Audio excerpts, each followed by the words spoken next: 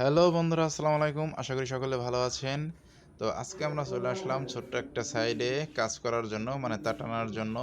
তো অলরেডি আমরা ২ থেকে ৩ টা রুম কমপ্লিট করে ফেলছি। এখন ড্রয়িং রুমের কাজটা করতেছি। তো চলুন আপনাদের একটু ঘুরে, ঘুরে দেখাই। আর ১ম কথা হলো আমরা এই ১ম এই আপনার মানে এই ১ম আরকি আমরা কেবল দিয়ে কাজ করলাম। তো চলুন আপনাদের প্যাকেটগুলো একটু দেখাই।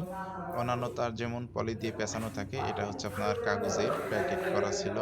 ইনটেক প্যাকেট করা থাকে কেবল। তো তারটা খারাপ না, ভালোই, কিন্তু মানে উপরকার যে ইনসুলেশনটা সেটা আরকি একটু হার্ড। তো আপনারা কোন তার টেনে মজা পান? অবশ্যই একটু কমেন্ট করে জানাবেন।